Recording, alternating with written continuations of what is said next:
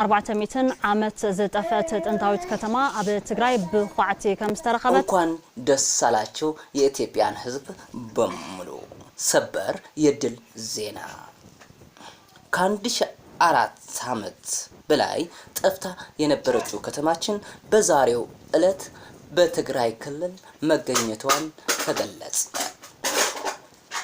በዚህ መሰረት በማድረግ የትግራይ ክልል ጊዜያዊ አስተዳደር በቤት ክራይን ለምትሰቃዩ ነዋሪዎች እንዲሁም ሰልሳይ ዙር 7 ካሬ ተደራጅታችሁ ለ7 ዓመታት ሙሉ ስትከራተቱ ለነበረ በዚህኛው በአዲስ አበባ ከተማ በተገኘችው ከተማ በነፃ መኖር የምትችሉን በመግለጫው ላይ ተገልጸዋል። እንዲሁም ለኢትዮጵያን ሕዝብ በሙሉ እቺን አዲስ አበባን ከተማ መጎብኘት ለምትችሉ በነፃ የትራንስፖርት ወጪ የሚሸፍን መሆኑን በመግለጫው ላይ ተገልጸዋል።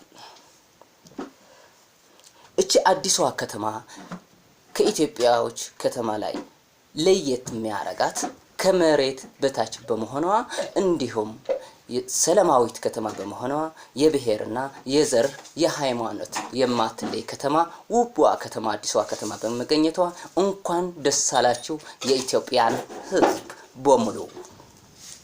ይህንን መልእክት ለሁሉም አካል አድርሱልን። ሼር ኮፒ ሊንክ እያረጋችሁ እንዲሁም ማህበራዊ ሚዲያ ለማይጠቀም ለገጠር ነዋሪዎች በአካል ድረስ እንድታደርሱልን እያልን በአክብሮት እንጠይቃለን።